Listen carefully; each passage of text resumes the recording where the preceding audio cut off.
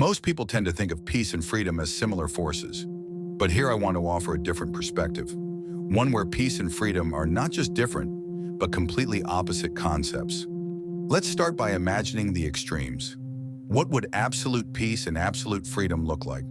In a previous video, I talked about the idea of absolute peace in a society. Absolute peace would mean the complete absence of conflict. No disputes, no disagreements, no need for a governing body like the state, because everyone would act in a predictable and harmonious way.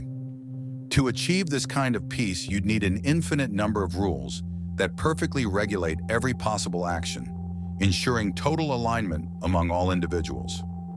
Throughout human history, there have been nations that aim to achieve absolute peace within their borders. Some even tried to impose their version of peace on the entire world, often through extreme authoritarian measures, forcing their vision of order in brutal and short-sighted ways. But why do I call it a peace, or their version of peace? Because as I mentioned earlier, absolute peace is built on a foundation of rules. Rules that dictate how individuals should behave, and those rules can differ wildly. For example, imagine one country where the law says everyone must eat with their hands, while another country mandates the use of utensils.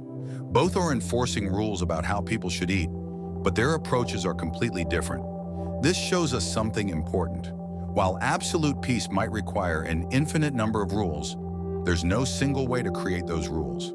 There can be countless versions of absolute peace depending on the specific regulations that shape the behavior of a society. Now let's contrast that with absolute freedom. Absolute freedom is the complete opposite.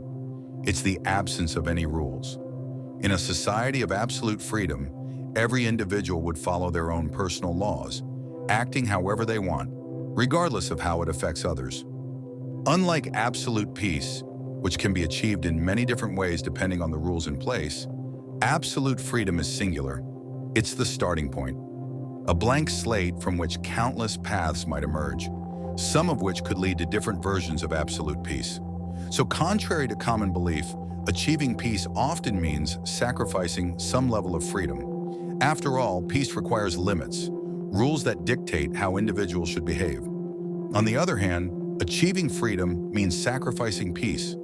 Because if you want to act however you like in any situation, there can't be rules telling you what to do. Ultimately, peace and freedom are not partners, but opposites. And maybe the real question isn't which one is better, but how much of each we're willing to give up to create the world we want to live in.